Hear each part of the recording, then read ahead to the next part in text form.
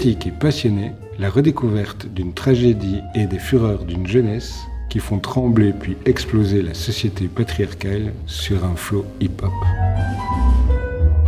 Cathy, prostituée de la rue Pigalle, a longtemps dompté le loup, risquant le coup de patte ou de croc. Sa vie comme un mystère fait l'objet d'une enquête, aussi touchante qu'inattendue. 3 destins déchirés par l'immigration. Tel un manifeste de résistance poétique face à la montée des nationalismes et à l'indifférence inhumaine. Orgueil et noblesse du héros se heurtent au travers de la démocratie, pouvoir corrompu, aux dérives totalitaires. Ils ont 30 ans, l'âge des projets. Ils questionnent l'amour, leurs peurs, leurs attentes et leurs failles. Face à eux, 2 seigneurs qui sont déjà passés par là. C'est l'histoire de 5 Belges qui ont un père marocain. Ça aurait pu être l'histoire de 5 Marocains qui ont une mère belge, sauf que non, justement. Alors on s'est demandé pourquoi, on a essayé de remonter jusqu'à la source et on a interrogé nos pères pour qu'ils nous donnent une réponse. L'Alceste de Molière, c'est aujourd'hui une blogueuse critique d'art qui n'épargne rien ni personne. Dans le sillage de ses railleries destructrices, ne reste que ruine, abandon et solitude. Aidé d'un PowerPoint et de petits fours, 3 conférenciers racontent Bobby Lapointe, ce natif de Pézenas qui pratiquait allègrement l'allitération, le double sens et le calembour. Hommes et femmes, femmes et hommes, dissèquent ensemble le mythe de Don Juan, avec en guise de scalpel, texte d'hier et pensée d'aujourd'hui. Pour un mode de vie où tous les genres ont le même droit. À l'abri des hommes, Dominique et Gabi ont rejoint un camping. Devant leur caravane, elles se préparent, attendant on ne sait qui. On ne sait quoi.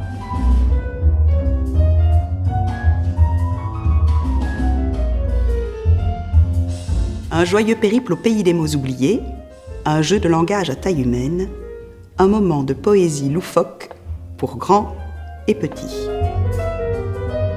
Entre humour cinglant, confession douloureuse et retour sur les petits bonheurs, une vie tracée par la plume de Denis Kelly qui nous fait l'effet d'une gifle.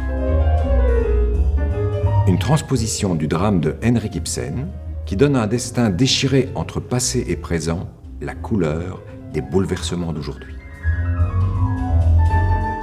Une réécriture des 3 sœurs de Tchekhov, où, coincées dans leur vide existentiel, Irina, Olga, Masha et André fêtent les années qui se succèdent sans joie ni perspective. Dans un parloir, un homme condamné à mort et sa sœur réaniment avec amour et humanité les jeux d'enfants, les traumas et les non-dits qui les ont menés à cette ultime rencontre. Toute l'œuvre d'Hugo en 70 minutes, Jean Valjean et Cosette en miniature, un joyau à ne pas rater. Un théâtre de l'infiniment petit, où Emma Bovary, manipulée par les gestes feutrés des cariatides, embrasse son inévitable destin. C'est un éloge à la vie contemplative.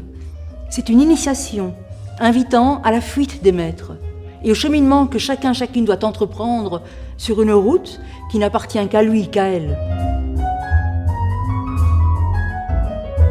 Jouer avec ce mensonge fondamental qu'est le théâtre. Le tordre. L'interroger.